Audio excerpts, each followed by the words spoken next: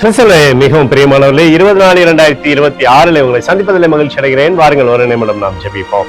அன்பு தகப்பனே, எங்களுடைய பாதுகாப்புக்காய் ஜெபிக்கும்படி என் தேவனுடைய சமூகத்தில் வருகிறேன். என் தேவனுடைய நிறைவும் அன்பும் ஆசீர்வாதம் முதல் நம்மளுடைய வாழ்க்கையில இருந்து செயல்படும்படி செய்தல்லும்படி ஜெபிக்கிறேன். எல்லா பொல்லாப்பு நாசமாசம் விலைக்கு நீங்க பாதுகாத்துக்கொள்ளுங்கப்பா. என் தேவனுடைய கரம் இவரோடு அற்புதத்தை செய்வதாக. இயேசு கிறிஸ்து சிந்தின பரிசுத்த ரத்தத்தை இவர் மீது, உங்கள் குடும்பத்தின் மீது செய்கிற சகல காரியத்தின் மீது பூசுகிறேன். ஆகவே இந்த நாள் முழுவதும் மகிமையின் ஆசீர்வாதம் இவரை பின்தொடரும்படி நீர் செய்தல்லும்படி ஜெபிக்கிறேன். சகல விதமான நன்மையினாலும் இவருடைய வாழ்க்கையை திருப்தியாக்குங்கப்பா.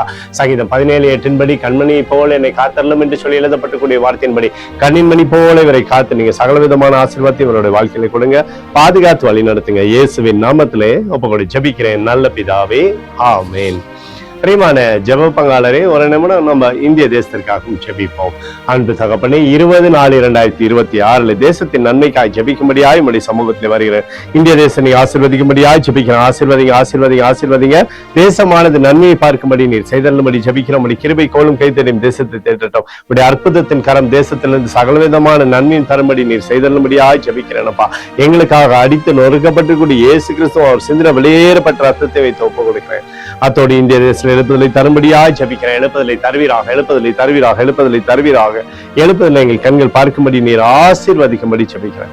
நேற்றும் இன்றும் என்றும் மாறாதவராகிய இயேசுவின் நாமத்திலே ஒப்புக்கொண்டு ஜெபிக்கிறேன் நல்ல பிதாவே, ஆமென்.